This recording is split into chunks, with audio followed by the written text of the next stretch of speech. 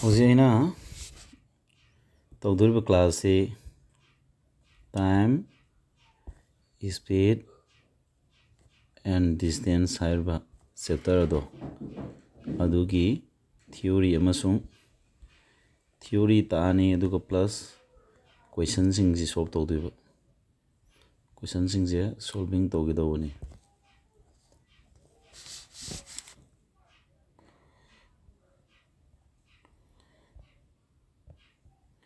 ꯌꯦꯡꯉꯣ ꯑꯩꯈꯣꯏꯅ ꯀꯣꯏꯁꯟ ꯁꯣꯜꯕ ꯇꯧꯕꯗ ꯀꯣꯏꯁꯟ ꯁꯣꯜꯕ ꯇꯧꯗ꯭ꯔꯤ ꯃꯥꯒꯤ ꯊꯤꯑꯣꯔꯤ ꯆꯥꯎꯔꯥꯛꯄ ꯑꯃ ꯍꯥꯟꯅ ꯅꯩꯅꯈꯤꯁꯦ ꯑꯩꯈꯣꯏꯅ ꯍꯥꯏꯔꯤꯕ ꯆꯦꯞꯇꯔ ꯑꯩꯈꯣꯏꯅ ꯇꯧꯒꯗꯧꯔꯤꯕ ꯇꯥꯏꯝ ꯁ꯭ꯄꯤꯗ ꯑꯃꯁꯨꯡ ꯗꯤꯁꯇꯦꯟꯁ ꯍꯥꯏꯔꯤꯕ ꯆꯦꯞꯇꯔꯁꯤꯗ ꯍꯥꯟꯅꯗꯒꯤ ꯕꯦꯁꯤꯛ ꯑꯩꯈꯣꯏꯅ ꯈꯪꯕ ꯑꯃꯗꯤ ꯂꯩ ꯀꯔꯤꯒꯤ ꯕꯦꯁꯤꯛꯅꯣ ꯍꯥꯏꯇꯥꯔꯒꯗꯤ ꯗꯤꯁꯇꯦꯟꯁꯁꯤ ꯗꯤꯅ ꯃꯍꯨꯠ ꯁꯤꯜꯂꯤ ꯃꯁꯤ ꯄꯨꯊꯣꯛꯀꯦ ꯍꯥꯏꯇꯥꯔꯗꯤ ꯑꯩꯈꯣꯏꯅ ꯆꯠꯂꯤꯕ ꯁ꯭ꯄꯤꯗꯇꯨꯒ ꯃꯗꯨ ꯆꯠꯄꯗ ꯆꯪꯕ ꯇꯥꯏꯝꯗꯣ ꯑꯅꯤ ꯄꯨꯏꯟꯅꯔꯅꯤ ꯍꯥꯏꯔꯦ ꯑꯗꯨꯒ ꯑꯃꯨꯛ ꯁ꯭ꯄꯤꯗ ꯄꯨꯊꯣꯛꯀꯦ ꯍꯥꯏꯔꯒꯅ ꯑꯩꯈꯣꯏ ꯗꯤꯁꯇꯦꯟꯁꯇ ꯑꯃꯨꯛ ꯇꯥꯏꯝ ꯌꯦꯜꯂꯛꯑꯅꯤ ꯑꯗꯨ ꯇꯥꯏꯝ ꯄꯨꯊꯣꯛꯀꯦ ꯍꯥꯏꯔꯒꯅ ꯗꯤꯁꯇꯦꯟꯁꯇ ꯁ꯭ꯄꯤꯗ ꯌꯦꯡꯒꯅꯤ ꯁꯤ ꯑꯍꯨꯝꯁꯤꯃ ꯈꯪꯒꯅꯤ ꯑꯍꯥꯟꯕꯗ ꯑꯩꯈꯣꯏ ꯑꯗꯨꯒ ꯍꯧꯖꯤꯛ ꯌꯨꯅꯤꯠ ꯑꯣꯟꯊꯣꯛ ꯑꯣꯟꯁꯤꯟꯗ ꯑꯃꯨꯛ ꯑꯩꯈꯣꯏꯅ ꯆꯪꯉꯤꯁꯦ ꯀꯩꯅꯣ ꯍꯥꯏꯕ ꯃꯇꯝꯗ ꯁ꯭ꯄꯤꯗꯁꯤ ꯑꯩꯈꯣꯏꯅ ꯀꯤꯂꯣꯃꯤꯇꯔ ꯄꯔ ꯑꯋꯥꯔꯗ ꯄꯤꯔꯝꯃꯦꯕꯀꯣ ꯑꯗꯨꯇꯥꯔꯗꯤ ꯍꯣꯔꯦꯟ ꯁ꯭ꯄꯤꯗꯇꯣ ꯑꯩꯈꯣꯏꯅ ꯃꯤꯇꯔ ꯄꯔ ꯁꯦꯀꯦꯟꯗ ꯑꯣꯟꯗꯣꯔꯦꯕ ꯑꯗꯨꯗꯤ ꯀꯩꯗꯧ ꯇꯥꯔꯦ ꯍꯥꯟꯅ ꯂꯩꯔꯝꯃꯤꯕ ꯚꯦꯂꯨꯗꯣ ꯑꯗꯨꯗꯩꯗꯨꯗ ꯑꯩꯈꯣꯏ ꯃꯤꯇꯔ ꯄꯔ ꯁꯦꯀꯦꯟ ꯑꯣꯟꯒꯦ ꯍꯥꯏ ꯇꯥꯔꯗꯤ 5/18ꯁꯤꯅ ꯃꯜꯇꯤꯄ꯭ꯂꯥꯏ ꯇꯧꯅꯦꯕ ꯍꯥꯟꯅꯒꯤ ꯂꯩꯔꯝꯕ ꯚꯦꯂꯨꯗꯨꯗ ꯀꯤꯂꯣꯃꯤꯇꯔ ꯄꯔ ꯑꯋꯥꯔꯗ ꯂꯩꯔꯝꯕꯗꯣ ꯑꯩꯈꯣꯏꯅ ꯃꯤꯇꯔ ꯄꯔ ꯁꯦꯀꯦꯟ ꯑꯣꯟꯒꯦ ꯍꯥꯏꯗꯤ 5/18 ꯄꯨꯔꯤꯅꯦꯕ ꯅꯝꯕꯔ 1 ꯁꯤꯃ ꯈꯪꯖꯤꯜꯂꯣ ꯅꯝꯕꯔ 2ꯗ ꯁ꯭ꯄꯤꯗꯇꯨꯅ ꯀꯔꯤꯒꯨꯝꯕ ꯌꯨꯅꯤꯠꯁꯤ ꯃꯤꯇꯔ ꯄꯔ ꯁꯦꯀꯦꯟꯗ ꯂꯩꯔꯝꯃꯕ ꯑꯗꯨꯒ ꯃꯥꯅ ꯑꯣꯟꯕ ꯄꯥꯝꯃꯤꯁꯤꯅ ꯁ꯭ꯄꯤꯗꯇꯨ ꯀꯤꯂꯣꯃꯤꯇꯔ ꯄꯔ ꯑꯋꯥꯔꯗ ꯑꯣꯏꯅ ꯑꯣꯟꯒꯦ ꯈꯜꯂꯕ ꯑꯗꯨ ꯇꯥꯔꯒꯗꯤ ꯍꯥꯟꯅ ꯂꯩꯔꯝꯕꯗꯣ 18/5ꯅ ꯃꯜꯇꯤꯄ꯭ꯂꯥꯏ ꯇꯧꯁꯤꯟꯒꯅꯦꯕ ꯍꯥꯟꯅ ꯂꯩꯔꯝꯕ ꯚꯦꯂꯨꯗꯨꯗ ꯁꯤ ꯑꯅꯤꯁꯤꯃ ꯂꯩꯔꯦ ꯀꯣ ꯑꯗꯒꯤ ꯁꯤꯃ ꯂꯩꯔꯦ ꯑꯗꯒꯤ ꯅꯦꯛꯁꯇ ꯅꯝꯕꯔ 3ꯗ ꯁ꯭ꯄꯤꯗꯇꯨ ꯂꯩꯔꯝꯃꯤꯕꯗꯣ ꯑꯩꯈꯣꯏꯅ ꯑꯩꯈꯣꯏꯒꯤ ꯀꯤꯂꯣꯃꯤꯇꯔ ꯄꯔ ꯑꯋꯥꯔꯗ ꯂꯩꯔꯝꯃꯦꯅ ꯈꯜꯂꯣ ꯑꯗꯨꯒ ꯑꯣꯟꯕ ꯄꯥꯝꯃꯤꯁꯤꯅ ꯁ꯭ꯄꯤꯗꯇꯨ ꯃꯥꯅ ꯃꯤꯇꯔ ꯄꯔ ꯁꯦꯀꯦꯟ ꯅꯠꯇꯕ ꯍꯟꯗꯛꯅ ꯃꯤꯅꯠꯇ ꯑꯣꯟꯕ ꯄꯥꯝꯃꯦ ꯑꯗꯨ ꯇꯥꯔꯗꯤ ꯀꯩꯗꯧ ꯇꯥꯔꯦ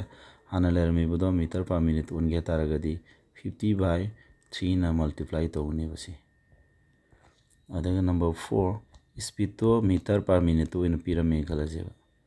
ꯑꯗꯨ ꯇꯥꯔꯗꯤ ꯑꯩꯈꯣꯏꯅ ꯁ꯭ꯄꯤꯗꯇꯣ ꯀꯤꯂꯣꯃꯤꯇꯔ ꯄꯔ ꯑꯋꯥꯔꯗ ꯑꯣꯟꯒꯦꯅ ꯈꯟ ꯇꯥꯔꯕ ꯑꯗꯨ ꯇꯥꯔꯗꯤ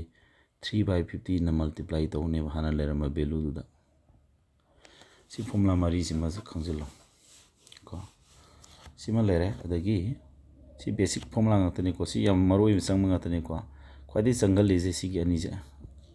ꯁꯤꯒꯤ ꯅꯝꯕꯔ 1ꯒ 2ꯒꯁꯦ ꯑꯅꯤꯁꯤꯅ ꯈꯔ ꯌꯥꯝ ꯇꯣꯏꯅ ꯍꯪꯒꯟꯕꯅꯤ ꯆꯪꯕꯗꯤ ꯂꯣꯏ ꯆꯪꯉꯤ ꯁꯤꯁꯨ ꯀꯣ ꯁꯤꯃ ꯂꯩꯔꯦ ꯏꯆꯝ ꯆꯝꯅ ꯁꯤ ꯐꯣꯔꯃꯨꯂꯥꯁꯤꯃ ꯈꯪꯖꯤꯜꯂꯣ ꯑꯗꯣ ꯁꯤ ꯐꯣꯔꯃꯨꯂꯥꯁꯦ ꯑꯩꯈꯣꯏꯅ ꯈꯪꯉꯒꯁꯨ ꯑꯦꯄ꯭ꯂꯥꯏ ꯇꯧ ꯍꯩꯅꯅꯕ ꯑꯩ ꯈꯔ ꯍꯥꯏꯔꯛꯀꯦꯀꯣ ꯀꯣꯏꯁꯟ ꯈꯔ ꯄꯤꯔꯒ ꯁꯤ ꯑꯦꯄ꯭ꯂꯥꯏ ꯇꯧ ꯍꯩꯅꯅꯕꯒꯤꯗꯃꯛꯇ ꯁꯨꯃꯥꯏꯅ ꯇꯧꯔꯁꯦꯕ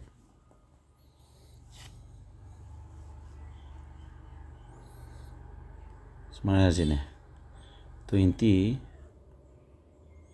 ꯀꯤꯂꯣꯃꯤꯇꯔ ꯄꯔ ꯑꯋꯥꯔ ꯍꯥꯏꯔꯦꯕ ꯏꯟ ꯃꯤꯇꯔ ꯄꯔ ꯁꯦꯀꯦꯟ ꯑꯣꯜꯂꯗꯤ ꯀꯌꯥ ꯇꯥꯗꯒꯦ ꯁꯤꯅꯤ ꯄꯤꯔꯝꯃꯤꯁꯦ ꯀꯩꯅꯣ 20 ꯃꯤꯇꯔ ꯄꯔ ꯁꯦꯀꯦꯟ ꯅꯠꯇ꯭ꯔꯣ 20 ꯃꯤꯇꯔ ꯄꯔ ꯁꯦꯀꯦꯟꯁꯦ ꯑꯩꯈꯣꯏꯅ ꯀꯩꯗ ꯑꯣꯟꯗꯣꯏꯕ ꯃꯤꯇꯔ ꯄꯔ ꯁꯦꯀꯦꯟꯗ ꯑꯣꯟꯗꯣꯏꯕ ꯑꯗꯨ ꯇꯥꯔꯗꯤ 20 ꯀꯤꯂꯣꯃꯤꯇꯔ ꯄꯔꯗ ꯑꯋꯥꯔꯗ ꯑꯣꯟꯕꯗꯣ ꯑꯩꯈꯣꯏꯅ ꯃꯤꯇꯔ ꯄꯔ ꯁꯦꯀꯦꯟ ꯑꯣꯟꯒꯦ ꯍꯥꯏꯔꯗꯤ 5/ ꯍꯧꯖꯤꯛ ꯍꯥꯟꯅ ꯂꯩꯔꯝꯕ ꯚꯦꯂꯨꯗꯣ 5/20ꯁꯤ ꯀꯩꯅꯣ ꯇꯧꯔꯁꯤ ꯈꯔ ꯁꯤ ꯚꯦꯂꯨꯁꯤ 20 ꯅꯠꯇꯕꯀꯣ ꯀꯛꯅꯕ ꯈꯔ ꯅꯨꯡꯉꯥꯏꯒꯗꯕ ꯑꯃ ꯑꯣꯏꯅ ꯄꯤꯒꯦ 20 ꯅꯠꯇꯕꯀꯣ 72 ꯍꯥꯏꯅ ꯄꯤꯔꯝꯃꯁꯦ ꯈꯜꯂꯁꯦꯕꯀꯣ ꯑꯗꯣ ꯁꯤ ꯄꯤꯔꯝꯃꯤꯕꯁꯦ ꯑꯩꯈꯣꯏꯅ ꯍꯧꯖꯤꯛꯁꯦ ꯀꯩꯅꯣ ꯇꯧꯔꯁꯤꯅꯦ ꯁꯤ ꯄꯤꯔꯝꯃꯤꯕꯁꯦ 5/72 ꯄꯤꯔꯝꯃꯦꯕ ꯅꯠꯇ꯭ꯔꯥ 72 ꯄꯤꯔꯝꯃꯒꯗꯤ ꯄꯤꯔꯝꯃꯤꯁꯦ 72ꯅꯤ ꯈꯜꯂꯁꯦꯕ 72 ꯀꯤꯂꯣꯃꯤꯇꯔ ꯄꯔ ꯑꯋꯥꯔꯁꯦ ꯍꯧꯖꯤꯛ ꯃꯤꯇꯔ ꯄꯔ ꯁꯦꯀꯦꯟ ꯑꯣꯟꯗꯧꯔꯕꯅꯤꯅ ꯀꯅꯥ ꯄꯨꯔꯤꯅꯦ ꯉꯁꯥꯏ ꯐꯣꯔꯃꯨꯂꯥꯗꯣ 5/18 ꯄꯨꯔꯤꯅꯦ ꯍꯥꯏꯗꯤ ꯑꯗꯨ ꯇꯥꯔꯒꯗꯤ ꯃꯤꯇꯔ ꯄꯔ ꯁꯦꯀꯦꯟ ꯑꯣꯟꯈ꯭ꯔꯦꯕ ꯁꯤ ꯀꯊꯪꯗ 53 ꯑꯗꯨ 4 5 20 ꯃꯤꯇꯔ ꯄꯔ ꯁꯦꯀꯦꯟ ꯇꯥꯗꯣꯏ ꯁꯨꯃꯥꯏꯅ ꯇꯧꯕꯅꯦꯕ ꯍꯧꯖꯤꯛꯀꯤ ꯐꯣꯔꯃꯨꯂꯥ ꯑꯩꯅ 3 ꯄꯤꯈꯤꯕꯗꯣ ꯑꯗꯨ ꯑꯦꯄ꯭ꯂꯥꯏ ꯇꯧꯔꯤꯅꯤꯀꯣ ꯁꯨꯃꯥꯏꯅ ꯍꯣꯠꯀꯗꯕ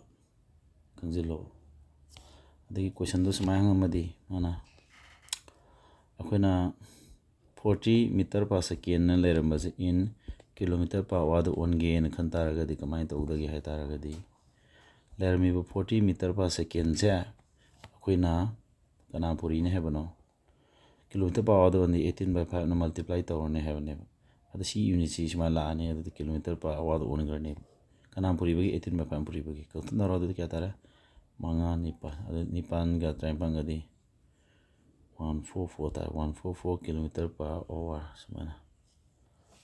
ꯑꯣꯟꯒꯗꯕ ꯍꯩꯅꯤꯀꯣ ꯁꯤꯖꯤꯟꯅꯕꯁꯦ ꯁꯨꯃꯥꯏꯅ ꯇꯧꯕ ꯑꯃ ꯅꯦꯛꯁꯁꯤꯅ ꯑꯩ ꯀꯩꯅꯣ ꯇꯧꯒꯦ ꯐꯣꯔꯃꯨꯂꯥ ꯊꯤꯑꯣꯔꯤ ꯃꯇꯦꯛ ꯑꯃꯒ ꯑꯃꯨꯛ ꯍꯥꯏꯔꯛꯑꯒꯦ ꯑꯩꯈꯣꯏꯅ ꯇ꯭ꯔꯦꯟꯒꯨꯝꯕ ꯑꯃꯅꯅꯦ ꯀꯣ distance cover by a train ꯑꯃꯅꯅꯦ cover ꯇꯧꯔꯤꯕ ꯗꯤꯁꯇꯦꯟꯁꯇꯣ in crossing ꯑꯗꯤ ꯂꯥꯟꯕ ꯍꯥꯏꯕ ꯅꯠꯇ꯭ꯔꯣ distance covered by a train in crossing a pole ꯍꯥꯏꯗꯤ electric post ꯀꯨꯝꯕ ꯀꯣ ꯃꯤꯒꯨꯝꯕ ꯀꯣ ꯁꯤꯒꯨꯝꯕ ꯃꯁꯥꯒꯤ ꯃꯤꯒꯨꯝꯕ ꯄꯣꯁꯀꯨꯝꯕ ꯑꯃ ꯂꯦꯞꯇꯨꯅ ꯂꯩꯕ ꯃꯤꯒꯨꯝꯕ ꯑꯃ ꯇ꯭ꯔꯦꯟ ꯑꯃꯅ ꯃꯗꯨ ꯀꯣꯚꯔ ꯇꯧꯕꯗ ꯍꯥꯏꯗꯤ ꯂꯥꯟꯊꯣꯛꯄꯗ distance cover by a train ꯀꯣ ꯇ꯭ꯔꯦꯟ ꯑꯃꯅ ꯀꯩꯗꯧꯕꯗ ꯏꯟ ꯀ꯭ꯔꯣꯁꯤꯡ ꯂꯥꯟꯊꯣꯛꯄꯗ ꯍꯥꯏꯕꯅꯤ ꯂꯦꯞꯄꯒ ꯂꯩꯕ ꯃꯤꯒꯨꯝꯕ ꯑꯃ ꯏꯂꯦꯛꯇ꯭ꯔꯤꯛ ꯄꯣꯁꯀꯨꯝꯕ ꯑꯃ ꯁꯨꯝ ꯁꯤꯒꯅꯦꯜ ꯄꯣꯁꯀꯨꯝꯕ ꯑꯃ ꯇ꯭ꯔꯦꯟ ꯑꯃꯅ ꯃꯗꯨ ꯂꯥꯟꯊꯣꯛꯄꯗ ꯆꯠꯂꯤꯕ ꯗꯤꯁꯇꯦꯟꯁꯁꯦ ꯇ꯭ꯔꯦꯟꯒꯤ ꯗꯤꯁꯇꯦꯟꯁꯇꯨ ꯀꯔꯥ ꯃꯥꯟꯅꯩ ꯍꯥꯏꯕꯗ ꯇ꯭ꯔꯦꯟꯒꯤ ꯂꯦꯡꯗꯣ ꯇ꯭ꯔꯦꯟ ꯂꯦꯡ ꯃꯁꯥꯃꯛꯇꯨꯅ ꯑꯗꯨꯝ ꯑꯣꯏꯖꯅꯦꯕꯀꯣ ꯇ꯭ꯔꯦꯟ ꯂꯦꯡ ꯏꯠꯁꯦꯜ ꯇ꯭ꯔꯦꯟꯒꯤ ꯂꯦꯡ ꯃꯁꯥꯃꯛꯇꯣ ꯑꯗꯨꯃꯛꯅ ꯑꯣꯏꯅꯦꯕ ꯁꯤꯗ ꯃꯤ ꯁꯨꯃꯥꯏꯅ ꯂꯩꯔꯦ ꯈꯜꯂꯁꯦꯕ ꯇ꯭ꯔꯦꯟ ꯑꯃ ꯂꯩꯔꯦ ꯈꯜꯂꯁꯦꯕ ꯁꯤ ꯇ꯭ꯔꯦꯟꯁꯤꯅ ꯁꯤꯒꯤ ꯏꯂꯦꯛꯇ꯭ꯔꯤꯛ ꯄꯣꯠꯁꯤ ꯂꯥꯟꯊꯣꯛꯄ ꯆꯠꯄ ꯍꯥꯏꯁꯦ ꯃꯥꯒꯤ ꯃꯅꯤꯡ ꯊꯪꯕꯗꯨꯅ ꯁꯤ ꯂꯩꯀꯥꯟꯗ ꯂꯥꯟꯊꯣꯛ ꯁꯤꯡꯗꯣꯏꯅꯦꯕ ꯁꯤ ꯆꯠꯇꯣꯏꯕ ꯁꯤꯒꯤ ꯗꯤꯁꯇꯦꯟꯁꯁꯦ ꯇ꯭ꯔꯦꯟꯒꯤ ꯑꯁꯥꯡꯕ ꯁꯤꯒꯤ ꯇ꯭ꯔꯦꯟ ꯂꯦꯡꯁꯤꯒ ꯃꯥꯟꯅꯅꯦꯕ ꯁꯤ ꯇ꯭ꯔꯦꯟ ꯂꯦꯡꯁꯤꯅ ꯃꯥꯟꯅ ꯁꯤꯗꯩ ꯁꯤꯐꯥꯎ ꯃꯥꯒꯤ ꯃꯊꯨꯟꯒꯤ ꯁꯔꯨꯛꯁꯤꯅ ꯁꯤ ꯌꯧꯔꯀꯥꯟꯗꯅꯦ ꯂꯥꯟ ꯀ꯭ꯔꯣꯁ ꯇꯧꯕꯁꯤꯡꯗꯣꯏꯁꯤꯀꯣ ꯍꯟꯗꯔꯣ ꯍꯥꯏꯁꯦ ꯁꯨꯃꯥꯏꯅ ꯀꯣ ꯁꯤꯃ ꯈꯪꯖꯤꯜꯂꯣ ꯁꯤ ꯐꯣꯔꯃꯨꯂꯥꯁꯤꯃ ꯁꯤ ꯀꯟꯁꯦꯞꯁꯤꯃ ꯈꯪꯖꯤꯜꯂꯣ ꯑꯗꯒꯤ ꯃꯊꯪꯗ ꯑꯃꯨꯛ ꯀꯔꯤꯒꯨꯝꯕ distance cover by a train in crossing a bridge ꯊꯣꯡꯒꯨꯝꯕ ꯑꯣꯏꯅ ꯂꯥꯜꯍꯜꯂꯕꯀꯣ ꯕ꯭ꯔꯤꯖꯀꯨꯝꯕ ꯊꯣꯡꯒꯨꯝꯕ ꯂꯥꯟꯕ ꯏꯁꯇꯦꯁꯟꯒꯨꯝꯕ ꯑꯗꯒꯤ ꯇꯅꯦꯜꯒꯨꯝꯕ ꯑꯣꯏꯕ ꯌꯥꯏꯀꯣ ꯇꯅꯦꯜ ꯁꯨꯔꯨꯡꯗꯨꯅꯦꯕꯀꯣ ꯑꯗꯒꯤ ꯄ꯭ꯂꯦꯠꯐꯣꯝꯒꯨꯝꯕ distance cover by a train in crossing a bridge station tunnel ꯄ꯭ꯂꯦꯠꯐꯣꯝꯒꯨꯝꯕ ꯂꯥꯟꯊꯣꯛꯄꯗ ꯗꯤꯁꯇꯦꯟꯁ ꯀꯣꯚꯔ ꯇꯧꯔꯤꯕꯁꯦ ꯀꯔꯤꯒꯤ ꯃꯥꯟꯅꯩ ꯃꯇꯝꯗ ꯁꯤꯅ ꯑꯃꯨꯛ ꯗꯤꯁꯇꯦꯟꯁꯀꯤ ꯃꯇꯥꯡꯁꯤꯗ ꯇ꯭ꯔꯦꯟꯒꯤ ꯂꯦꯡꯗꯨꯗ ꯃꯥꯒꯤ ꯊꯣꯡꯒꯨꯝꯕ ꯂꯥꯜꯂꯒꯅ ꯊꯣꯡꯒꯤ ꯑꯁꯥꯡꯕ ꯊꯤꯖꯤꯟ ꯇꯥꯔꯦ ꯇꯅꯦꯜ ꯂꯥꯜꯂꯒ ꯇꯅꯦꯜꯒꯤ ꯑꯁꯥꯡꯕ ꯊꯤꯖꯤꯟ ꯇꯥꯔꯦ ꯕ꯭ꯔꯤꯖꯀꯤ ꯂꯦꯡꯗꯣ ꯍꯥꯞꯆꯤꯟꯒꯅꯦꯕ ꯃꯇꯥꯡꯁꯦ ꯗꯤꯁꯇꯦꯟꯁꯁꯦ ꯍꯥꯏꯗꯤ ꯊꯣꯡꯁꯤ ꯑꯁꯥꯡꯕ ꯑꯃ ꯂꯩꯔꯦ ꯁꯤ ꯊꯣꯡꯅꯤ ꯈꯜꯂꯣ ꯕ꯭ꯔꯤꯖꯅꯤ ꯈꯜꯂꯣ ꯁꯤ ꯊꯣꯡꯁꯤ ꯇ꯭ꯔꯦꯟ ꯑꯃꯅ ꯁꯨꯃꯥꯏꯅ ꯀ꯭ꯔꯣꯁꯇꯣ ꯂꯥꯜꯂꯦꯅ ꯈꯜꯂꯁꯦꯕ ꯑꯗꯨ ꯀꯔꯝ ꯀꯥꯟꯗ ꯂꯥꯟꯗꯣꯏꯁꯤ ꯇ꯭ꯔꯦꯟꯒꯤ ꯂꯦꯡꯁꯤꯒ ꯁꯤꯒꯤ ꯕ꯭ꯔꯤꯖꯀꯤ ꯂꯦꯡꯁꯤꯒ ꯑꯅꯤꯁꯤ ꯄꯨꯟꯀꯥꯟꯗ ꯃꯕꯥꯅꯤꯒꯤ ꯑꯄꯨꯟꯕ ꯁꯝꯁꯦ ꯃꯕꯥꯅꯤꯒꯤ ꯁꯝꯁꯤꯅ ꯗꯤꯁꯇꯦꯟꯁ ꯃꯥꯟꯅꯅꯤ ꯃꯔꯝꯗꯤ ꯗꯤꯁꯇꯦꯟꯁꯁꯦ ꯇ꯭ꯔꯦꯟ ꯃꯅꯤꯡꯗꯨꯅ ꯁꯤ ꯂꯩꯀꯥꯟꯗꯅꯦꯕ ꯉꯁꯥꯏꯒꯤ ꯇ꯭ꯔꯦꯟꯗꯨ ꯀꯥꯏ ꯂꯩꯔꯦ ꯇ꯭ꯔꯦꯟꯗꯨꯅ ꯆꯠꯇꯣꯏꯁꯤ ꯀꯩꯗꯧꯔꯦ ꯇ꯭ꯔꯦꯟꯁꯤꯅ ꯂꯥꯡꯕ ꯆꯤꯡꯗꯣꯏꯁꯤ ꯀꯩꯅꯣ ꯀꯔꯝ ꯀꯥꯟꯗ ꯆꯤꯡꯗꯣꯏꯅꯣ ꯍꯥꯏꯇꯥꯔꯒꯗꯤ ꯇ꯭ꯔꯦꯟꯒꯤ ꯃꯅꯤꯡꯗꯨꯅ ꯁꯤ ꯂꯩꯀꯥꯟꯗꯅꯦꯕ ꯌꯥꯟꯗꯕ꯭ꯔꯥ ꯍꯥꯏꯁꯦ ꯑꯗꯨꯅ ꯐꯣꯔꯃꯨꯂꯥ ꯑꯅꯤꯁꯤ ꯈꯪꯖꯤꯜꯂꯣ ꯁꯤꯃꯀꯣ ꯁꯤꯗ ꯕꯦꯁ ꯇꯧꯕ ꯀꯣꯏꯁꯟꯁꯦ ꯑꯗꯨꯝ ꯍꯪꯉꯤ ꯁꯤ ꯀꯣꯏꯁꯟꯗꯣ ꯁꯨꯝ ꯑꯦꯄ꯭ꯂꯥꯏ ꯇꯧ ꯍꯩꯅꯕ ꯀꯣꯏꯁꯟ ꯑꯃ ꯆꯥꯎꯔꯥꯛꯄ ꯍꯥꯏꯐꯦꯠ ꯄꯤꯔꯝꯃꯣꯏꯁꯦ ꯄꯤꯔꯝꯒꯦ ꯑꯩꯈꯣꯏ ꯁꯨꯃꯥꯏꯅ ꯍꯥꯏꯔꯁꯦ ꯀꯣꯏꯁꯟ ꯑꯃ ꯑꯦ 200 meter long train takes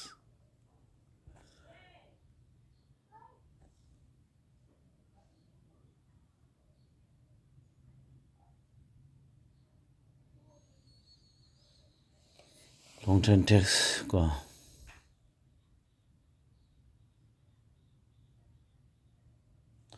takes 10 second in crossing a traffic signal ama ꯂꯥꯟꯊꯣꯛꯄꯗ ꯀꯩ ꯍꯥꯏꯅꯣ find the speed of the trainꯒꯤ ꯁ꯭ꯄꯤꯠꯇꯨꯃ ꯍꯪꯉꯦꯅ ꯈꯜꯂꯁꯦꯕꯀꯣ ꯀꯃꯥꯏꯅ ꯇꯧꯅꯤꯁꯦ ꯇ꯭ꯔꯦꯟꯒꯤ ꯁ꯭ꯄꯤꯠꯁꯦ ꯀꯃꯥꯏꯅ ꯇꯧꯅꯤ ꯍꯥꯏꯕ ꯃꯇꯝꯗ ऑप्शन से पीरमे ऑप्शन से पीहनगे को पीरमे ऑप्शन से सुमाइना निकलो ऑप्शन नंबर ए से सुमाइना पीरमे खलो को 20 kilometre per hour 72 kilometre per hour number C 36 kilometre per hour number C D 108 kilometre per hour सुमाइना पीरमे खलजे होलजे दुदी कमाइना सागी ट्रेन के सांग बजे 200 मीटर सांगे सिना डिस्टेंस होजरने माना लांदुइजे मान लाली ट्रैफिक सिग्नल होइबनिनो को अदो माना लाम संगी टाइम से क्या नो 10 सेकेंड ने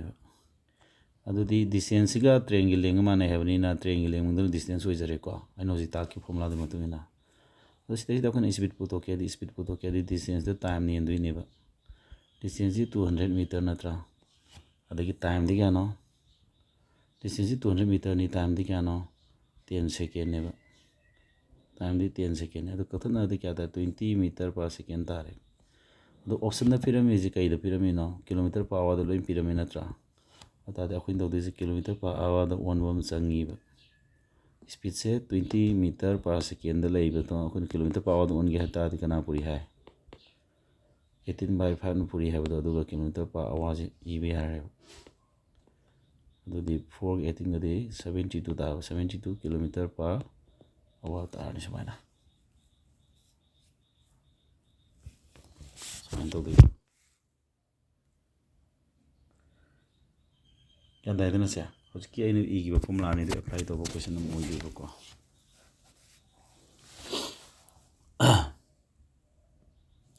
सिनी अदो हजे आई सिताइ सि यारे अदो यानि तारे को से वीडियो सेंगो आइना ngasi आइना समाना हजे मारो आइना सिदा तौरि क्लास आइगी छात्र सिंगदा को वीडियो सॉल्यूशन गुम्बा आदि समाना वीडियो रिकॉर्ड लौरगा क्लास से ताकि तारगदी मखोइना एनी डाउट लेबदा पूछ थमग येंबा यारे अदुगा सिदगी हेन डाउट लेरगा पर्सनली अदुम हंगपे यानी को अदो एनी क्वेश्चन डाउट लेबदा अदो आई अदुमाइना सुमाइना हेल्प तौबिरकनेबो को अदगी अतोपस लेरी अदे अतोप थ्योरी मते मुतज क्वेश्चन पाइब हरकदुने एवरेज स्पीड से मखल हम सुई को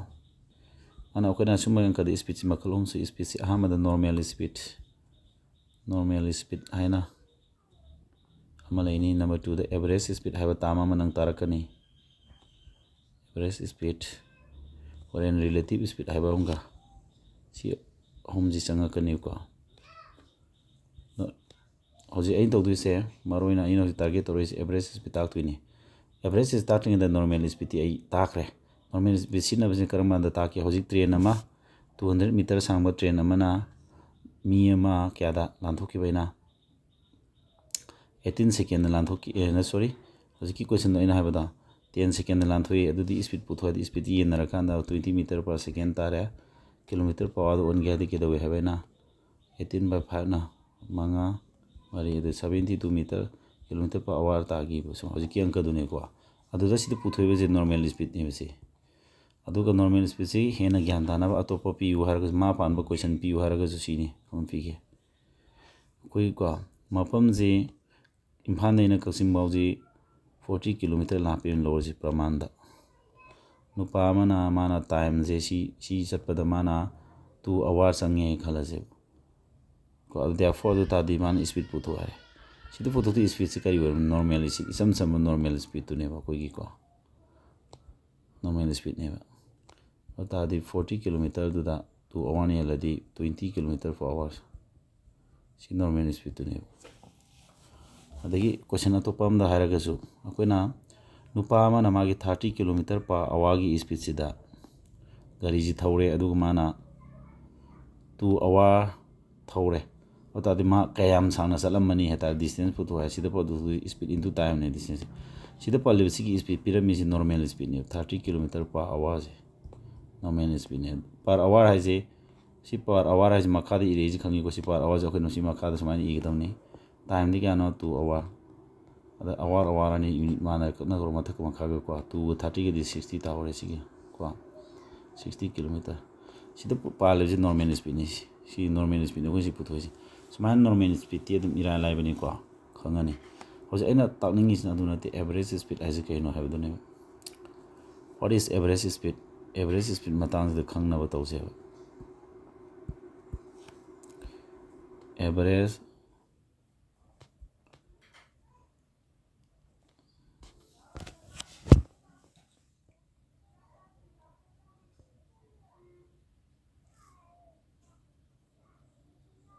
average speed kayno haitharagadi sigi average speed haibasina akhoi karama condition na use torkadino se example pige a ko mafam ama b ko ba c ko ba a de b bausima b de c ba ma c de diba a de b bause 100 km laping khalo si no pa mana 10 km per hour gi speed ta thore b de c 100 laping khalo sidana mana 20 km per hour thore khalo speed ni kwa c de di bause 100 km laping khala je mana sidana 25 km per hour gi speed ta thore mana a de gi na d bause ma sat le adudi mana tongan we speed c speed ama le re c de speed ama le re c de speed ama le sumain tongan speed ta thore ada matang sida mana kari putho haidu na ta sangchatta kya speed average speed ai sangchatta ma speed kya da thogi ge na hankani adu ta de khoi pandi formula se total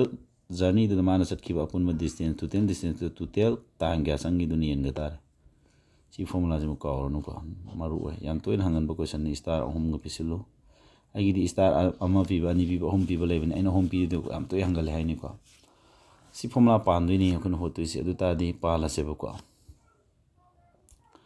adu di total distance kya na mana sama je omlok chale adu ta di so hum taramani ko 300 km ni adu ma time bu thotri time bu thosi ko time bu thokya tara ga di to tare ama mana 10 km per hour da thore si time kya sangani time je 10 hour sangani 20 da thawra mina sina 5 hours sangani sidana time je kya tara 4 hours sangani ulapuna time je kya tara 10 ga 5 ka 4 hom sina 19 hours sangdra ada answer je 19 hour ni yelani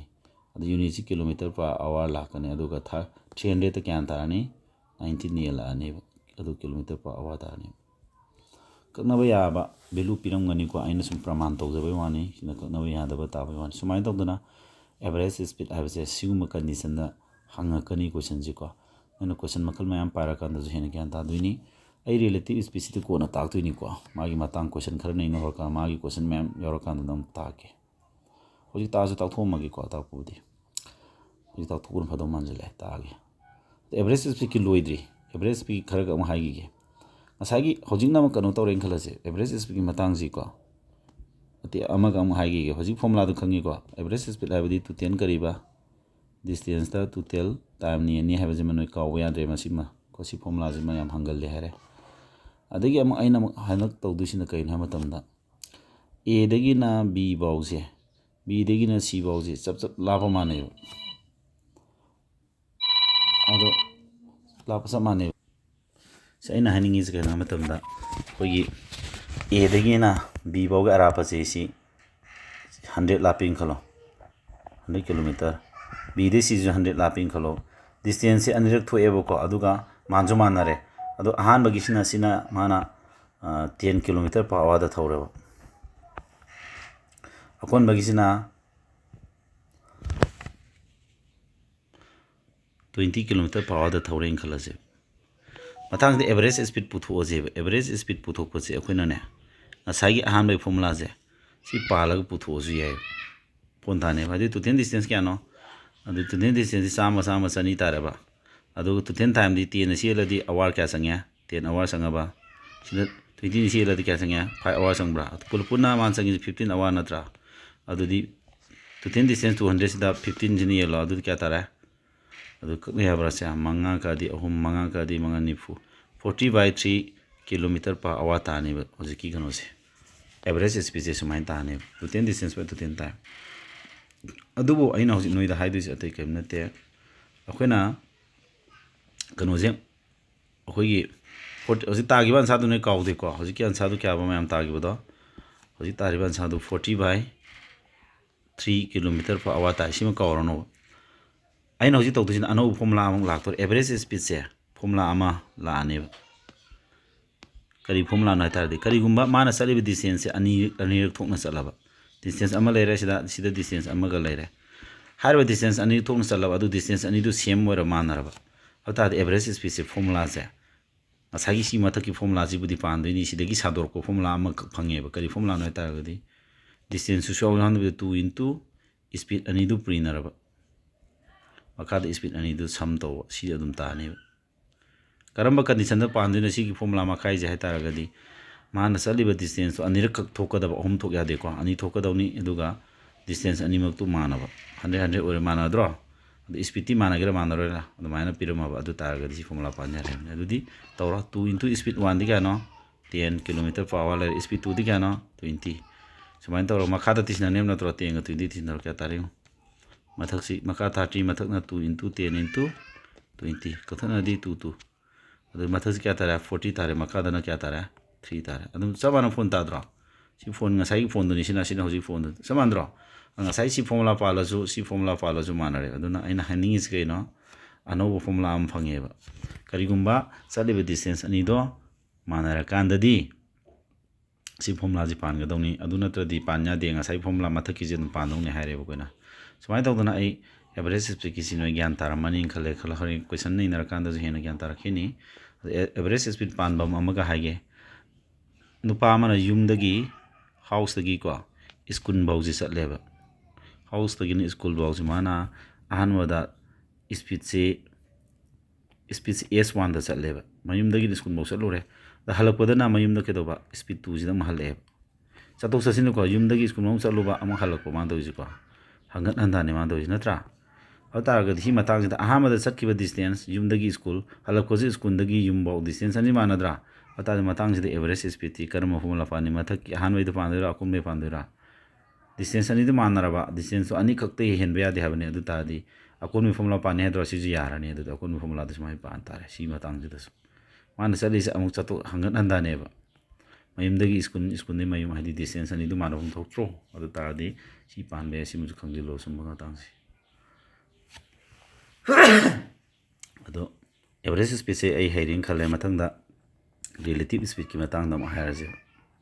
relative ꯁ꯭ꯄꯤꯗꯀꯤ ꯑꯃꯨꯛ ꯇꯧꯔꯁꯤ relative ꯁ꯭ꯄꯤꯗꯀꯤꯁꯤꯅ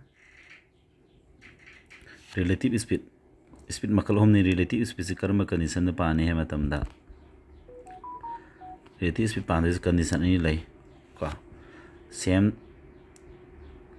direction ꯍꯥꯏꯅ ꯑꯃ ꯂꯩ ꯀꯩꯅꯣ ꯁꯦꯝ direction ꯍꯥꯏꯁꯦ ꯑꯇꯩ ꯅꯠꯇꯦ ꯑꯩ ꯋꯥꯔꯤ ꯂꯤꯔꯒꯦ ꯉꯁꯥꯏꯒꯤ ꯑꯩꯈꯣꯏꯅ ꯀꯥꯔ ꯑꯣꯏꯕ ꯌꯥꯏꯀꯣ ꯀꯥꯔ ꯑꯅꯤ ꯑꯣꯏꯕ ꯌꯥꯏ ꯀꯥꯔ ꯅꯝꯕꯔ 1 ꯀꯥꯔ ꯅꯝꯕꯔ 2 ꯑꯣꯏꯕ ꯌꯥꯏ ꯑꯅꯤꯁꯤ ꯉꯁꯥꯏꯒꯤ ꯑꯃꯁꯤꯅ ꯃꯕꯥꯅꯤꯁꯤ ꯂꯥꯞꯅꯔ ꯂꯩꯔꯦ ꯀꯥꯔ ꯑꯅꯤꯁꯤ ꯂꯥꯞꯅꯔ ꯂꯩꯔꯦꯀꯣ ꯀꯥꯔ ꯅꯝꯕꯔ 1ꯁꯤꯅ ꯃꯥꯅ 80 ꯀꯤꯂꯣꯃꯤꯇꯔ ꯄꯔ ꯑꯋꯥꯔꯗ ꯊꯧꯔꯦ ꯑꯗꯨ ꯀꯥꯔ ꯅꯝꯕꯔ 2ꯁꯤꯅ 60 ꯀꯤꯂꯣꯃꯤꯇꯔ ꯄꯔ ꯑꯋꯥꯔꯗ ꯊꯧꯔꯦ ꯉꯁꯥꯏꯒꯤ ꯀꯥꯔ ꯅꯝꯕꯔ 2ꯁꯤꯅ ꯁꯤꯗ ꯂꯩꯗꯣꯏꯅꯦ ꯃꯕꯥꯅꯤ ꯂꯥꯞꯅꯔꯤꯅꯦꯕ ꯑꯗꯨ ꯀꯥꯔ ꯅꯝꯕꯔ 1ꯁꯤꯅ ꯀꯥꯔ ꯅꯝꯕꯔ 2ꯁꯤ ꯁꯦꯝ ꯗꯤꯔꯦꯛꯁꯟꯗ ꯃꯥꯏꯀꯩ ꯆꯞ ꯃꯥꯟꯅꯗꯣꯏꯅꯤ ꯁꯦꯝ ꯔꯣꯗꯁꯤꯗ ꯂꯝꯕꯤꯁꯤꯗ ꯃꯕꯥꯅꯤ ꯇꯥꯡꯈꯠꯂꯦꯕ ꯃꯅꯤꯡꯒꯤ ꯀꯥꯔ ꯅꯝꯕꯔ 1ꯁꯤ ꯀꯥꯔ 2 ꯇꯥꯡꯈꯠꯂꯦꯕ ꯑꯗꯣ ꯁꯤꯒꯨꯝꯕ ꯇꯥꯡꯈꯠꯄ ꯃꯇꯝꯗ ꯑꯩꯈꯣꯏꯅ ꯇꯥꯡꯈꯠꯄꯗ ꯃꯇꯝ ꯀꯌꯥ ꯆꯪꯒꯦ ꯍꯥꯏꯗꯤ ꯇꯥꯏꯝ ꯑꯃ ꯁꯤꯖꯤꯟꯅꯔꯣꯏꯗ꯭ꯔꯣ ꯁꯤꯖꯤꯟꯅꯗꯣꯏ ꯇꯥꯏꯝꯁꯦ ꯄꯨꯊꯣꯛꯀꯦ ꯇꯥꯏꯝꯗꯤ ꯃꯕꯥꯅꯤ ꯃꯔꯛꯇ ꯂꯥꯞꯅꯔꯤꯕ ꯗꯤꯁꯇꯦꯟꯁꯇꯨ ꯀꯩꯗꯧ ꯇꯥꯔꯦ ꯁ꯭ꯄꯤꯗ ꯌꯦꯟꯗꯣꯏꯅꯤ ꯗꯤꯁꯇꯦꯟꯁꯇ ꯁ꯭ꯄꯤꯗ ꯌꯦꯟꯗꯣꯏꯅꯤ ꯁ꯭ꯄꯤꯗꯇꯨ ꯀꯩꯅꯣ ꯃꯇꯥꯡꯁꯤꯗ ꯑꯩꯈꯣꯏ ꯁ꯭ꯄꯤꯗꯇꯨ ꯅꯣꯔꯃꯦꯜ ꯁ꯭ꯄꯤꯗ ꯁꯤꯖꯤꯟꯅꯔꯣꯏ ꯔꯤꯂꯦꯇꯤꯞ ꯁ꯭ꯄꯤꯗ ꯍꯥꯏꯗꯤ RS ꯁꯤꯖꯤꯟꯅꯔꯅꯦꯕ ꯀꯩꯒꯤꯅꯣ ꯃꯇꯝꯗ ꯀꯥꯔ ꯑꯃꯒ ꯁꯨꯃꯥꯏꯅ ꯀꯥꯔ ꯑꯃꯒ ꯑꯃꯅ ꯑꯃꯁꯦ ꯁꯦꯝ ꯗꯤꯔꯦꯛꯁꯟꯗ ꯇꯥꯡꯈꯠꯇꯣꯏ ꯅꯠꯇ꯭ꯔꯣ ꯑꯗꯨꯗꯤ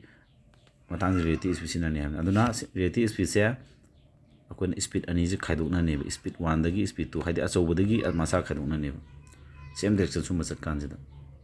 ꯌꯥꯅꯤꯀꯣ ꯁꯦꯝ ꯗꯤꯔꯦꯛꯁꯟ ꯆꯠꯄ ꯁꯨꯝ ꯇꯥꯡꯈꯠꯄꯒꯨꯝꯕꯁꯦ ꯒꯥꯔꯤ ꯑꯃ ꯁꯨꯝ ꯆꯠꯂꯝꯕꯁꯦ ꯃꯅꯤꯡꯗꯒꯤ ꯑꯃ ꯇꯥꯡꯈꯠꯄꯒ ꯁꯨꯒꯨꯝꯕꯁꯤꯗ ꯔꯤꯂꯦꯇꯤꯞ ꯁ꯭ꯄꯤꯗ ꯁꯤꯖꯤꯟꯅꯗꯣꯏꯅꯤ ꯔꯤꯂꯦꯇꯤꯞ ꯁ꯭ꯄꯤꯗꯁꯦ ꯁ꯭ꯄꯤꯗ ꯑꯅꯤꯁꯦ ꯀꯩꯗꯧꯅꯤ ꯍꯥꯏꯕ ꯃꯇꯝꯗ ꯑꯆꯧꯕꯗꯒꯤ ꯃꯆꯥ ꯈꯥꯏꯗꯣꯛꯅꯦꯕ ꯑꯩꯈꯣꯏꯅ ꯁꯄꯣꯁ ꯀꯛꯆꯤꯡꯗꯒꯤ ꯏꯝꯐꯥꯜ ꯐꯥꯎꯕ ꯀꯥꯔ ꯑꯅꯤ ꯊꯧꯔꯦ ꯀꯥꯔ ꯑꯃꯅ ꯈꯔ ꯍꯥꯟꯅ ꯊꯧꯈ꯭ꯔꯦ ꯃꯅꯤꯡꯗꯒꯤ ꯀꯥꯔ ꯑꯃꯅ ꯇꯥꯡꯈꯠꯀꯦ ꯍꯥꯏꯇꯥꯔꯦ ꯃꯅꯤꯡꯒꯤ ꯁ꯭ꯄꯤꯗꯇꯨꯅ ꯍꯦꯜꯂꯣꯏꯗ꯭ꯔꯣ ꯑꯗꯣ ꯇꯥꯡꯈꯠꯄ ꯍꯥꯏꯁꯦ ꯃꯕꯥꯅꯤꯒꯤ ꯃꯔꯛꯇ ꯂꯥꯞꯅꯔꯒ ꯂꯩꯔꯝꯃꯤꯕ ꯗꯤꯁꯇꯦꯟꯁꯇꯣ ꯃꯅꯤꯡꯒꯤ ꯀꯥꯔꯁꯤꯅ ꯑꯍꯥꯟꯕꯒꯤ ꯀꯥꯔꯒꯤ ꯁ꯭ꯄꯤꯗꯇ ꯈꯥꯏꯗꯣꯛꯅꯔꯣꯕ ꯑꯗꯨꯒ ꯍꯦꯜꯂꯤꯕ ꯁ꯭ꯄꯤꯗꯇꯨꯅꯅꯦꯕ ꯇꯥꯡꯈꯠꯂꯛꯀꯗꯣꯏꯁꯤ ꯅꯠꯇ꯭ꯔꯣ ꯑꯗꯨꯅꯤ ꯁꯨꯃꯥꯏꯅ ꯔꯤꯂꯦꯇꯤꯞ ꯁ꯭ꯄꯤꯗꯁꯦ ꯁꯦꯝ ꯗꯤꯔꯦꯛꯁꯟ ꯑꯣꯏꯕ ꯁꯨꯃꯥꯏꯅ ꯄꯥꯟꯅꯤꯀꯣ ꯁꯦꯝ ꯗꯤꯔꯦꯛꯁꯟ ꯅꯠꯇꯕꯒꯤꯁꯨ ꯂꯩꯔꯤ ꯁꯦꯝ ꯗꯤꯔꯦꯛꯁꯟ ꯅꯠꯇꯕꯒꯤꯅ ꯀꯃꯥꯏꯅ ꯇꯧꯒꯦ ꯍꯥꯏꯀꯥꯟꯗ ꯅꯝꯕꯔ 2 ꯃꯥꯒꯤꯅ ꯑꯣꯄꯣꯖꯤꯠ ꯗꯤꯔꯦꯛꯁꯟ ꯑꯣꯏꯕꯒꯤ ꯁꯦꯝ ꯗꯤꯔꯦꯛꯁꯟ ꯍꯧꯖꯤꯛꯀꯤꯗꯨꯅꯀꯣ ꯍꯟꯗꯛꯅ ꯑꯣꯄꯣꯖꯤꯠ ꯗꯤꯔꯦꯛꯁꯟ ꯑꯣꯏꯕꯒꯤ ꯌꯦꯡꯁꯦ ꯑꯣꯄꯣꯖꯤꯠ ꯗꯤꯔꯦꯛꯁꯟ ꯑꯣꯏꯕꯁꯤꯗꯅ ꯔꯤꯂꯦꯇꯤቭ ꯁ꯭ꯄꯤꯗꯁꯤ ꯀꯃꯥꯏꯅ ꯇꯧꯅꯤ ꯍꯥꯏꯕ ꯃꯇꯝꯗ ꯔꯤꯂꯦꯇꯤቭ ꯁ꯭ꯄꯤꯗꯁꯦ ꯁ꯭ꯄꯤꯗ ꯑꯅꯤꯁꯦ ꯔꯤꯂꯦꯇꯤቭ ꯁ꯭ꯄꯤꯗꯁꯦ ꯁ꯭ꯄꯤꯗ ꯑꯅꯤꯗꯨ ꯇꯤꯟꯁꯤꯟꯅꯅꯦꯕ ꯁꯤꯅ ꯀꯔꯝꯕ ꯀꯟꯗꯤꯁꯟꯗ ꯇꯧꯗꯣꯏꯅꯣ ꯍꯥꯏꯇꯥꯔꯒꯗꯤ ꯑꯩꯈꯣꯏ ꯀꯥꯔ ꯑꯅꯤꯁꯤ ꯀꯥꯔ ꯅꯠꯇ꯭ꯔꯒ ꯇ꯭ꯔꯦꯟꯒꯨꯝꯕꯅꯤ ꯇ꯭ꯔꯦꯟ ꯑꯅꯤꯁꯤ ꯊꯧꯖꯤꯟꯅꯔꯦ ꯁꯨꯃꯥꯏꯅ ꯇ꯭ꯔꯦꯟ ꯂꯝꯕꯤꯗꯤ ꯄꯨꯜꯂꯣꯏꯀꯣ ꯁꯤꯅ ꯄꯦꯔꯦꯂꯦꯜ ꯑꯣꯏꯕ ꯂꯝꯕꯤ ꯑꯃꯗ ꯇꯧꯔ ꯇ꯭ꯔꯦꯟ ꯑꯃꯅ ꯁꯤꯒꯤ ꯂꯝꯕꯤ ꯁꯤ ꯇ꯭ꯔꯦꯟ ꯂꯝꯕꯤꯅꯤ ꯈꯜꯂꯣꯕ ꯁꯤ ꯇ꯭ꯔꯦꯟ ꯑꯃꯅ ꯁꯣꯝꯗ ꯊꯧꯔꯦ ꯑꯃꯅ ꯁꯣꯝ ꯊꯧꯔꯦ ꯀꯣ ꯁꯤ ꯇ꯭ꯔꯦꯟ ꯅꯝꯕꯔ 1ꯁꯤꯅ ꯁꯤ ꯊꯧꯔꯣ ꯁꯤ ꯇ꯭ꯔꯦꯟ ꯅꯝꯕꯔ 2ꯁꯤꯅ ꯁꯤ ꯊꯧꯔꯣ ꯇ꯭ꯔꯦꯟ ꯑꯅꯤꯒꯤ ꯃꯔꯛꯇ ꯂꯥꯞꯅꯔꯤꯁꯦ ꯁꯤꯒꯤ ꯂꯥꯞꯅꯔꯤꯕ ꯗꯤꯁꯇꯦꯟꯁ ꯑꯃ ꯂꯩꯅꯦꯕ ꯁꯤꯒꯤ ꯗꯤꯁꯇꯦꯟꯁꯁꯤ ꯇ꯭ꯔꯦꯟ ꯑꯅꯤ ꯁꯨꯃꯥꯏꯅ ꯊꯧꯖꯤꯟꯅꯀꯥꯟꯗ ꯀꯔꯝꯕ ꯇꯥꯏꯃꯤꯡꯗ ꯎꯅꯅꯤ ꯁꯤꯒꯤ ꯇ꯭ꯔꯦꯟ ꯅꯝꯕꯔ 1ꯅ ꯂꯩꯔꯤꯕ ꯖꯒꯥꯁꯤꯒ ꯇ꯭ꯔꯦꯟ ꯅꯝꯕꯔ 2ꯅ ꯂꯩꯔꯤꯕ ꯖꯒꯥꯁꯤꯒꯤ ꯂꯥꯞꯅꯕ ꯗꯤꯁꯇꯦꯟꯁ ꯑꯃꯗꯤ ꯂꯩꯅꯦꯕ ꯁꯤ ꯗꯤꯁꯇꯦꯟꯁꯁꯤ ꯃꯕꯥꯅꯤ ꯍꯥꯏꯔꯤꯕ ꯂꯥꯞꯅꯕꯁꯦ ꯖꯒꯥꯁꯤꯗꯒꯤ ꯃꯕꯥꯅꯤ ꯇꯣꯉꯥꯟꯕ ꯑꯣꯄꯣꯖꯤꯠ ꯇ꯭ꯔꯦꯟ ꯅꯝꯕꯔ 1ꯗꯅ ꯃꯃꯥꯏ ꯁꯨꯝ ꯑꯣꯜꯂꯤ ꯇ꯭ꯔꯦꯟ ꯅꯝꯕꯔ 2ꯅ ꯃꯃꯥꯏ ꯁꯨꯝ ꯑꯣꯜꯂꯤ ꯗꯤꯔꯦꯛꯁꯟꯁꯤ ꯃꯥꯟꯅꯗꯦꯗꯅ ꯁꯨꯃꯥꯏꯅ ꯑꯣꯄꯣꯖꯤꯠ ꯑꯣꯏꯕ ꯗꯤꯔꯦꯛꯁꯟꯁꯤꯗ ꯃꯕꯥꯅꯤ ꯊꯧꯖꯤꯟꯅꯔꯦ ꯑꯗꯨ ꯀꯔꯝꯕ ꯇꯥꯏꯃꯤꯡ ꯎꯅꯅꯤ ꯍꯥꯏꯇꯥꯔꯒꯗꯤ ꯇꯥꯏꯝ ꯄꯨꯊꯣꯛꯀꯦ ꯍꯥꯏꯇꯥꯔꯗꯤ ꯗꯤꯁꯇꯦꯟꯁꯇ ꯁ꯭ꯄꯤꯗ ꯌꯦꯡꯒꯗꯕ ꯃꯇꯥꯡꯁꯤꯗ ꯁ꯭ꯄꯤꯗꯇꯣ ꯉꯁꯥꯏꯒꯤ speed normal speed average speed ꯄꯥꯜꯂꯔꯣꯏ ꯔꯤꯂꯦꯇꯤቭ ꯁ꯭ꯄꯤꯗ ꯄꯥꯟꯅꯦꯕ ꯀꯣ ꯑꯗꯨ ꯔꯤꯂꯦꯇꯤቭ ꯁ꯭ꯄꯤꯗꯇꯣ ꯀꯃꯥꯏꯅ ꯄꯥꯟꯅꯤ ꯁ꯭ꯄꯤꯗ ꯑꯅꯤꯗꯨ ꯇꯤꯟꯁꯤꯟꯅꯅꯦꯕ ꯇ꯭ꯔꯦꯟ 1ꯒꯤ ꯁ꯭ꯄꯤꯗꯇꯨꯒ ꯇ꯭ꯔꯦꯟ 2ꯒꯤ ꯁ꯭ꯄꯤꯗ 2ꯗꯨꯒ ꯑꯅꯤꯁꯤ ꯇꯤꯟꯁꯤꯟꯅꯅꯦꯕ ꯁꯤꯗ ꯑꯗꯨꯅꯤ ꯑꯩꯅ ꯍꯥꯏꯅꯤꯡꯉꯤꯁꯦ ꯌꯥꯏꯀꯣ ꯁꯨꯝꯕ ꯀꯟꯗꯤꯁꯟꯗ ꯁꯤꯖꯤꯟꯅꯔꯛꯀꯅꯦꯕ ꯔꯤꯂꯦꯇꯤቭ ꯁ꯭ꯄꯤꯗ ꯍꯥꯏꯁꯦ ꯑꯗꯨ ꯀꯣꯏꯁꯟꯁꯦ ꯑꯦꯄ꯭ꯂꯥꯏ ꯇꯧꯔꯀꯥꯟꯗ ꯍꯦꯟꯅ ꯒ꯭ꯌꯥꯟ ꯇꯥꯅꯤꯀꯣ ꯃꯌꯥꯝ ꯑꯗꯣ ꯑꯩ ꯍꯧꯖꯤꯛꯁꯤ ꯊꯤꯑꯣꯔꯤꯗꯤ ꯇꯥꯛꯑꯦ ꯑꯗꯨꯒ ꯀꯣꯏꯁꯟꯗꯨꯒꯤ ꯃꯇꯨꯡ ꯏꯟꯅ ꯊꯤꯑꯣꯔꯤ ꯃꯌꯥꯝ ꯑꯃꯁꯨ ꯇꯥꯛꯂꯛꯀꯗꯕ ꯂꯩꯔꯤꯀꯣ ꯌꯥꯕ꯭ꯔꯥ ꯑꯗꯨꯀꯥꯟꯗꯁꯨ ꯌꯦꯡꯉꯁꯦ ꯍꯧꯖꯤꯛꯀꯤꯗꯤ ꯀꯣꯏꯁꯟ ꯄꯥꯏꯕ ꯑꯗꯨꯝ ꯍꯥꯏꯐꯦꯠ ꯍꯧꯔꯒꯦꯀꯣ ꯀꯣꯏꯁꯟꯁꯦ ꯑꯩꯈꯣꯏ ꯀꯣꯏꯁꯟ ꯅꯝꯕꯔ 1ꯁꯦ ꯄꯥꯏꯁꯦ ꯁꯤ ꯀꯣꯏꯁꯟ ꯅꯝꯕꯔ 1 SSGDꯗ ꯍꯪꯈꯤꯕ ꯀꯣꯏꯁꯟꯅꯤꯀꯣ ꯁꯤꯗ ꯍꯪꯉꯤ ꯀꯣꯏꯁꯟꯁꯦ ꯑꯝꯇ ꯌꯦꯡꯉꯨ ꯀꯔꯤ ꯍꯥꯏꯅꯣ ꯀꯣꯏꯁꯟ ꯅꯝꯕꯔ 1ꯗ ꯍꯥꯏꯁꯦ ꯃꯥꯅ ꯁꯤꯗ ꯑꯦ ꯄꯔꯁꯟ ꯔꯥꯏड्स ꯑꯦ ꯕꯥꯏꯁꯤꯀꯜ ꯏꯟ 4 ꯗꯤꯐꯔꯦꯟ ꯋꯦꯁ ꯇꯣꯉꯥꯟ ꯇꯣꯉꯥꯟ ꯂꯝꯕꯤ ꯃꯔꯤꯁꯤ ꯃꯥ ꯊꯧꯔꯦ ꯑꯗꯣ ꯇꯨ ꯔꯤꯆ ꯗ ꯗꯦꯁꯇꯤꯅꯦꯁꯟ ꯃꯥꯒꯤ ꯁꯤꯗ ꯇꯦꯕꯜ ꯑꯃ ꯄꯤꯔꯝꯃꯦꯁꯦ ꯁꯤ ꯇꯦꯕꯜꯁꯤ ꯁꯤꯖꯤꯟꯅꯔ ꯍꯣꯠꯇꯣꯏꯅꯦꯕꯀꯣ ꯑꯗꯨꯗꯤ ꯀꯣꯏꯁꯟ ꯅꯝꯕꯔ 1ꯗ ꯍꯥꯏꯁꯦ ꯃꯥ ꯇꯦꯕꯜꯁꯤꯗ ꯑꯗꯨꯝ ꯌꯦꯡꯉꯨ ꯇꯦꯕꯜꯁꯤꯗ ꯑꯗꯨꯝ ꯍꯣꯠꯆꯤꯜꯂꯁꯨ ꯌꯥꯗꯣꯏꯅꯤꯀꯣ ꯑꯩꯈꯣꯏꯅꯀꯣ ꯇꯦꯕꯜꯁꯤꯗ ꯑꯗꯨꯝ ꯍꯣꯠꯆꯤꯜꯂꯁꯨ ꯌꯥꯗꯣꯏꯅꯤ ꯇꯦꯕꯜꯁꯤꯗ ꯑꯗꯨꯝ ꯑꯪꯀꯁꯤ ꯍꯣꯠꯆꯤꯜꯂꯁꯨ ꯌꯥꯅꯤ ꯍꯥꯏꯗꯤ ꯃꯥꯅ ꯍꯧꯖꯤꯛ ꯄꯨꯊꯣꯛꯏꯁꯤ ꯑꯦꯚꯔꯦꯖ ꯁ꯭ꯄꯤꯗ ꯄꯨꯊꯣꯛꯄ ꯃꯥꯗꯣ ꯑꯦꯚꯔꯦꯖ ꯁ꯭ꯄꯤꯗ ꯍꯥꯏꯕꯗꯤ ꯀꯩꯅꯣ ꯑꯦꯚꯔꯦꯖ ꯁ꯭ꯄꯤꯗꯇꯤ ꯇꯣꯇꯦꯜ ꯗꯤꯁꯇꯦꯟꯁꯇꯨꯗ ꯇꯣꯇꯦꯜꯁꯤ TD ꯍꯥꯏꯔꯒꯦ ꯇꯣꯇꯦꯜ ꯗꯤꯁꯇꯦꯟꯁꯁꯤꯅ ꯇꯣꯇꯦꯜ ꯇꯥꯏꯝ ꯍꯥꯏꯔꯒꯦ ꯇꯣꯇꯦꯜ ꯗꯤꯁꯇꯦꯟꯁꯁꯤ ꯀꯌꯥꯅꯣ ꯃꯥꯅ ꯊꯧꯔꯤꯁꯦ ꯗꯤꯁꯇꯦꯟꯁꯁꯤ ꯁꯤ ꯄꯨꯂꯞꯁꯤ ꯄꯨꯜꯂ ꯗꯤꯁꯇꯦꯟꯁꯁꯤ 20ꯒ 15ꯒ 35 45 49 69ꯅꯤ 69 ꯇꯥꯔꯦꯀꯣ ꯁꯤ ꯄꯨꯂꯞ ꯄꯨꯟꯅ 69 ꯇꯥꯔꯦ ꯊꯤꯖꯤꯟꯅꯕꯗ ꯑꯗꯒꯤ ꯃꯥꯒꯤ ꯑꯃꯨꯛ ꯀꯔꯤ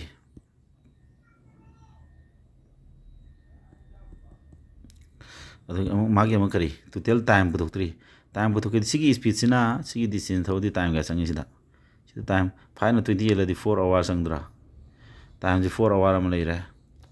3ꯅ 15 ꯍꯦꯜꯂꯗꯤ 5 ꯑꯋꯥꯔ ꯑꯃ ꯂꯩꯔꯦ ꯑꯗꯩ 2ꯅ ꯁꯤꯒꯤ ꯗꯤꯁꯇꯦꯟꯁ 10 ꯍꯦꯜꯂꯗꯤ 5 ꯑꯋꯥꯔ ꯑꯃꯒ ꯂꯩꯔꯦ ꯑꯗꯒꯤ ꯁꯤ 4ꯅ 24 ꯍꯦꯜꯂꯗꯤ 6 ꯑꯋꯥꯔ ꯑꯃꯨꯛ ꯂꯩꯔꯦ ꯁꯨꯃꯥꯏꯅ ꯇꯧꯗꯅ ꯇꯣꯇꯦꯜ ꯇꯥꯏꯝꯁꯦ ꯑꯋꯥꯔ ꯀꯌꯥꯅꯣ ꯃꯊꯛꯇ 69 ꯀꯤꯂꯣꯃꯤꯇꯔ ꯃꯈꯥꯗꯅ 10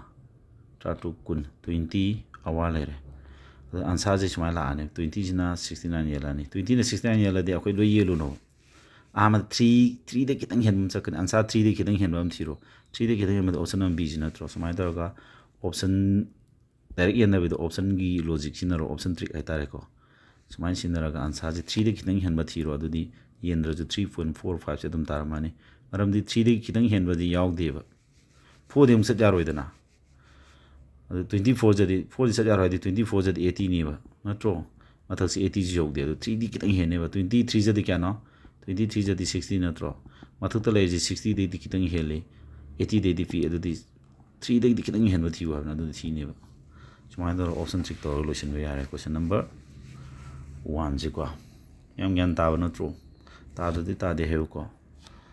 ꯑꯩꯒꯤ ꯅꯨꯡꯁꯤꯔꯕ ꯁꯥꯇ꯭ꯔꯁꯤꯡ ꯅꯣꯏ ꯂꯣꯏ ꯂꯩꯔ ꯍꯦꯟꯒꯦ ꯈꯟꯕꯩꯅꯦ ꯑꯩ ꯀ꯭ꯂꯥꯁꯁꯦ ꯚꯤꯗꯤꯑꯣꯁꯤ ꯅꯣꯏ ꯑꯗꯨꯝ ꯈꯔ ꯌꯦꯡꯉꯨꯀꯣ ꯑꯩꯅꯗꯤ ꯁꯣꯝꯗ ꯃꯇꯝ ꯌꯥꯝ ꯃꯥꯡꯅ ꯍꯣꯠꯅꯖꯔꯤꯅꯤ ꯅꯣꯏ ꯃꯌꯥꯝꯁꯤ ꯐꯍꯜꯂꯒꯦ ꯃꯥꯏ ꯐꯖꯅ ꯄꯥꯜꯂꯒꯦ ꯍꯥꯏꯕꯒꯤ ꯀꯣꯛꯇ ꯑꯗꯨ ꯅꯣꯏꯅ ꯄꯥꯕꯤꯗ꯭ꯔꯗꯤ ꯑꯃꯨꯛ ꯀꯥꯟꯅꯗꯦ ꯍꯥꯏꯕꯅꯤꯗ ꯑꯩꯅꯗꯤ ꯀꯣꯏꯁꯟ ꯅꯝꯕꯔ 1ꯁꯤ ꯂꯣꯏꯔꯦ 2ꯁꯤ ꯑꯃꯨꯛ ꯍꯣꯠꯁꯤꯀꯣ ꯁꯤꯒꯤ 2ꯁꯦ ꯀꯣꯏꯁꯟ ꯅꯝꯕꯔ 2ꯁꯤꯅ ꯀꯔꯤ ꯍꯥꯏꯅꯣ ꯁꯤꯒꯤ 2ꯁꯤꯅ ꯀꯔꯤ ꯑꯃꯨꯛ ꯍꯥꯏꯔꯤꯕ 2ꯁꯤꯅ ꯍꯥꯏꯁꯤꯅ ꯀꯥꯔ ꯑꯃꯅ ꯀꯣꯚꯔꯁ 240 ꯀꯤꯂꯣꯃꯤꯇꯔ ꯀꯩꯗꯧꯕ ꯀꯥꯔꯁꯤꯅ 240 ꯀꯤꯂꯣꯃꯤꯇꯔꯁꯦ 5 ꯑꯋꯥꯔꯗ ꯀꯣꯚꯔ ꯇꯧꯋꯦꯕ ko car mana mana haise 240 km se mana 5 hour da thore if it travels with half of its usual speed magi thorumi be speed sigi tangkhai da thoruk taragadi then how much more time will be taken to cover the same distance sida aina theory ma ka sagataba yadre do si theory si mo haramagi ko asagi distance hongdana leiraba distance hongandar distance hongdaba means constant oi ba di fix or value change tawdaba ta constant ai change tawdaba ba ne if distance na hongdana leitaraba adu kari ai khudam ma khak nei na se ba ko distance hongdaba kan distance chani ne khalo 200 km ne khalo sidi nang na ahan bada speed 1 je nang speed 1 je nang speed se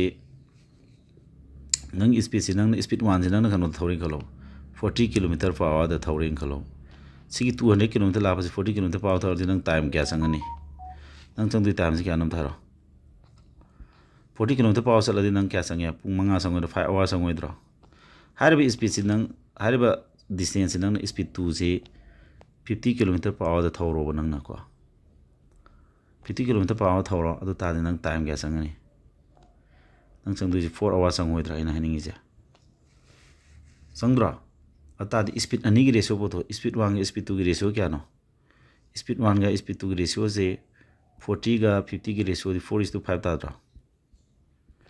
adagi time 1 ga time 2 ga gi ratio boto time 1 ga time 2 ani gi ratio boto adu ta di 5:2 sina kya sin 5 kan sina 4 na tra kari phangi se kari relation no phangi jam tayo speed 1 ga speed 2 do same distance to constant oi kandani ko ani gi ratio 4:5 oi matam da time 1 do ga time 2 gi ratio 5:4 sangi habane yandai ko sa ani ji onthok na rak tro se sumana ratio de sumana onthok na baji kari kawai inversely proportional oi kawai inversely proportional oi kawai inversely proportional oi kawai karamga adudi aina kari relation phangya distance na fix oi tar distance hong da tar ba adu ta di speed ki ratio je speed ratio jiga speed ki ratio ga time ki ratio jiga ani ji ke do tare hai matam da inversely proportional oi nga sa inversely onthok na bidu taw ne inversely proportional oi ba ko inversely proportional oi kan dai ko sa bodo ni dai na ji yan da bro cha pus thamaga amti yengo ba haidi ina se khudam piru tai dano ko speed 40 ga 50 ga ani kalthana 4:5 tar ani ado time di 5:4 ta to onthok na ri se suman onthok na relation ju inversely proportional ka oi ratio da raga di haidi amaga res inversely proportional oina ni habni da haibadi inversely proportional oi distance cha mana taraga di kariguma nangna time ratio do nangna time do 2:3 sangin khalaje adar speed to kya sangani 3:2 oirakani bani si inversely proportional oi bani na kariguma distance no constant oiraga di habane ko aduga sidagi akoina khangba yaba amana karigumba hana lerma speed to original speed to gi new speed se hana orma speed to gi new speed se akoina a by b ne puri ren khalase hana orma original speed to adu new speed se a by b ne puri raba ata di original time dagi anobu sangadaba time je new time puto posin amake onthok na rakani b by a ne puri rakani b by a nam puri rakani hojiki relation du gi makha ta bani ko samai lakani ba if kano oraga di distance se constant oraga di original speed to hana lerma speed to gi anobu speed se a by b ne puri raga ta ba bilu oi taraga di hana lerma time dagi new time puto kya taraga di a by b ne puri gi do mathong onthok na b by a ne puri kari new time ni matang da di kai na matang ani inversely proportional oi hagi bi si palaga zo hot yai natraga zo isam samno so hot ani thon hot ke ko question 2 je aina concept anowa ma hapsin mani ko se question 2 je mo hola se question 2 dai je ke no 2 dai se mana magi speed to ge dore hanagi speed to gi tangkhai na mnatro magi original speed to gi new speed se ge do new speed puto puji ke do ham tharo original speed take new speed mana kari hai question sida mana hai ji if he travels with half of his usual speed hana gi speed to aduri tangkhai da habane hana speed tu tangkhai hana ormi speed tu hojik chi new speed tangkhai ta ran tangkhai di hana puri du natro tangkhai ta bai sam puri du ne ba lupa mari gi tangkhai ta ge nang hana puri lupa ni phangne tu phangdro sia kathana ga da tu phangdro hana puri bisin tangkhai ji aduni ai nga sa original speed di new speed tangkhai ta ta ga di original time da gi new time to pudi kai kana no puri ni hai ba acha sida a by b na puri ta ra ga di somna b by a na puri ni ham natro mathong ngau na nem na adumai tau dana si 1 by 2 puri bani na sida na 2 by 1 puri bam thoe time do hana gi time da gi hojik anu time je 1 2 by 1 puri ba hadi 2 na puri ba 2 by 1 adi 2 ga manare 2 na puri ba manare adi 2 na to puri ba means 2 times adi saru ani wara ni have ne ba asai time ma 5 hours anga ma natro asai time ma 5 hours anga adi saru ani changa di 10 hours anga ne have ni da concept se ina haningi je ko ana 5 hours anga mo da hojik speed tang khayan da di time da na double wara ka ne ba speed na tang khai handa ba adu ta di time da na saru ani double wara ka ne ba yanda bra speed tu 1 by 3 na puri ta ga di time da di 3 by 1 na puri ra ka ni si on thon jin ji si gi relation ji ma concept se ma sengo wai bani da mun mun kono to ko ta ji ko adu ta ra ga di hojik si man kai ha no hangi question ji kai ba how much more time question ji mun pau ko question ji mun pa da di ngau ni how much more time ha man question ji da hangi pos ke no how much more time will be taken to cover the same distance ji sab manari ba ngasai distance mana wari ni to ri do this distance sab manari ngasai pung manga sam do hojik matam kaya he na sang ka da ge ba ana 5 hours sang da hojik 10 hours sange 10 hours ji ansara natte matam hojik matam kya sang da ge ham natte ba hojik na matam kaya he na sang ka da ge ham ne ba he li 5 natro saruk manga or ma da adu saruk ani lai 10 lai adu ta di hindu ji saruk ama hin means ngasai gi adu ma ma hin ngani means 5 hour dum hin ro khadung na dum ta bane se yan dar ba se sumain to duna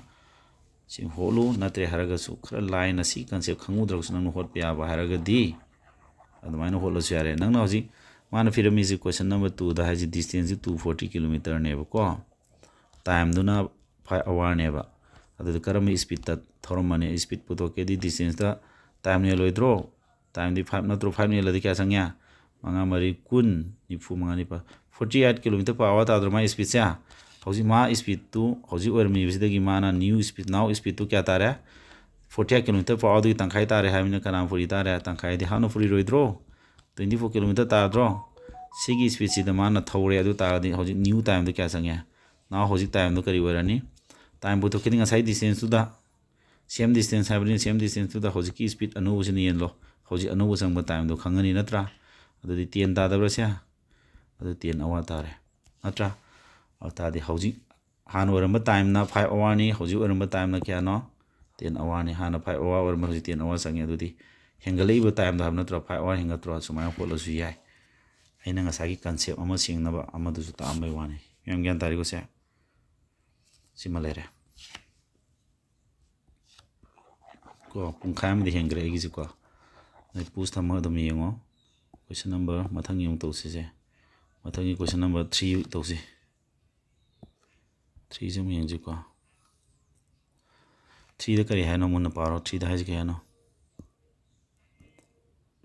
3 da hai ji ke no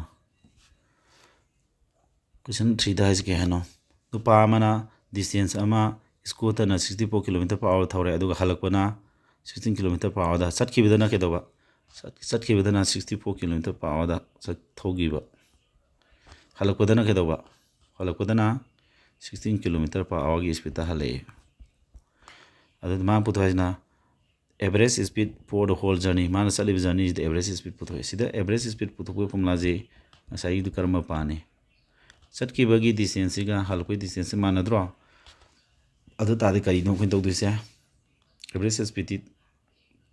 2 into speed 1 into speed 2 divided by speed 1 plus speed 2 si panya ni hede ne pirami ba distance ni amuk chat ki ba amuk halai ba mafam du da hane mafam amadi mafam chalu re amuk halak pani same distance or roidro distance ani ji manna ta raga di distance ani per manna ta si formula panya ni habe ne ngasagi to 10 distance pai to 10 time do adu pandra ju si are habe speed 1 di kya no 64 speed 2 di kya no 16 makha de speed ani ti sinani hede ne ti sinaro kya tare makha ja 80 tare ꯃꯊꯛꯅ 2 × 64 × 16 ꯁꯨꯃꯥꯏꯅ ꯇꯥꯔꯦ unity kilometre per our तादोइने बसे सिदी कथनरा तौ तारे 16 कलदी क्या ना 2 कदी क्या ना 40 तुंबरा 4 कदी मरी तारा मरी कदी मरी अथक से क्या तारे मका तेल ले रहा है मथक से मरी मीटर टू मरी टू कुमारी 2 5 6 तारा बा 10 हेलदी पोइन मतुंग द डिजिट अमा थम तारा मथक लेसी नत्रो मका दना कया लेबा 10 लेबा 10 येन बदी पोइन मतुंग डिजिट अमा थम लोरे अदु दिसि ताद्रिबा ऑप्शन नंबर डी तारे सुमाइन तौदना यान तारे को क्वेश्चन नंबर 4 वो ताम गे कोई यम ज्ञान ताबा नत्रो अदु दे होजे क्वेश्चन नंबर 3 होट करे को अदु कोई 4 जम होसे क्वेश्चन नंबर 4 जम होसे बको क्वेश्चन नंबर 4 जिदा करी है नम थिंग क्वेश्चन 4 जे के क्वेश्चन पार जे 4 जे गए है ना क्वेश्चन 4 दा है जे ट्रेन अमा क्या सांगबा 120 मीटर सांगबा जे नमाना थोंग अमा लालेबा 18 सेकेंड चंगना ट्रेन दुगी स्पीड तुना 60 किलोमीटर पर आवर थौरिने ब्रिज के सांग पुथोई सिदिंग असाइ फॉर्मुला पी गु ट्रेन अमना थोंग अमा लालादी मतंग द चलिबा डिस्टेंस तो क्या नो ट्रेन गी असंग टी एल हाइ ट्रेन असंग मनी अदुगा ब्रिज लेंग थोंग असंग दुगा अनि पुनगदौनी ट्रेन गी असंग दो क्या नो 120 मीटर नि थोंग असंग दो अमा सोइ लेरमगनी अदो अखोना सिगी डिस्टेंस सि खंगमबा डिस्टेंस सि खंगबा डिस्टेंस खंगदी सी डिस्टेंस खंगम तागे ट्रेन गी लेंग जु खंग लेजरे अदो थोंग असंग पुथोकपदे इजी वेरने नत्रा अदो अखोइ डिस्टेंस सि पुथो डिस्टेंस हानु पुथो अतादि थोंग असंग खंग सोइ ngमने मरम डिस्टेंस तुना करिगुम 300 ओइ तारगदी ट्रेन असंग क्या तारने 300 यौनबो होनबदा 180 तिसिला तादुइ नत्रा अदो समाय तौदना थोंग असंग जे हौजे इन तौरिदो पुथोकप यादुइने यंदब्रा अदो अखोइ हौजे पुथोकतुजे अहामदा मोइना थोंग असंग हंगबै वानी ब्रिज के असंग खंगद्रिङेदा फार्स्ट अखोइ करि हन खंगदे यारोय डिस्टेंस हाना होते यारोय डिस्टेंस पुथो मतुंगदा देन अखोइ करि खंग यारानी थोंग असंग जे अखोइ पामे दु फंगानी सिनि मैन हनिङिसि अदो दा डिस्टेंस पुथो के फॉर्मूला दे केनो स्पीड इनटू करिबा टाइम ने नत्रा ट्रेन की स्पीड तो क्या नो ट्रेन की स्पीड तो क्या नो मान चलिसे 60 किलोमीटर पर आवर ने टाइम ना क्या 18 सेकेंड ने सिदा कोइन तौदुजे माना पामीबा हंगीबा क्वेश्चन जे मीटर दा हंगमन नत्रा मीटर दा हंगमन नत्रा से मीटर दा हंगमनेबा अदुना अखोइना के दौतारे distance C metre unit पुथोकता distance metre दा ताहनदैनि सी डिस्टेंस मीटर यूनिट दा ताहनगे हेतारगदी मथक से किलोमीटर लेरमे मीटर ओनदे यारो अवाले जे सेकेंड ओनदे यारो मरम सेकेंड कंगना मीटर ताउनबा यारे को सा अदुदी अइन हानिंगी पोछि ज्ञान ताब्रो यूनिट की मतंग जे मसमान को वखन खनगदौनी को अदुदी डिस्टेंस मीटर तांगेदी स्पीड सु कई दोनदारा kilometre per hour meter per second ओनगे हेतारे metre per second ओनगे दना पुरीबा 5/18 ना पुरी दी मीटर पर सेकेंड ओनगनी हाबा ngasa गी थ्योरी दे यावगी बो फॉर्मुला दो निसिंगो अदु ओलजी को अदुदी 60 द 5/18 पुरी रो अदु के ओलनी मीटर पर सेकेंड ला मनी को सोमदन 18 सेकेंड न मलाई सेकेंड खंगना यार मनी 18 खंगना यार मनी याद्रो अदु सोम मीटर यूनिट ता होरे सी मीटर जी का तंगा होरे सोम 60 का 5 का पुइना दी 300 मीटर तारे डिस्टेंस तो क्या तारे बावजा डिस्टेंस तो 300 मीटर तारे सी डिस्टेंस 300 मीटर तारे अदु तादी डिस्टेंस हाइबसे कना पुलेबा ट्रेन के सांग बगा थोंग के सांग पुने ट्रेन के सांग मद 130 लेरे अदु तादी थोंग के सांग मद क्या तार मने 300 यौदा क्या वाले 130 दा 180 अपसेलदी यौद्रो अदु 180 मीटर सो एर मने असुमा तौर कोट के अदु आंसर जे 180 ने यंग ज्ञान तारबा सुमाय तौदना ngasi gi di sida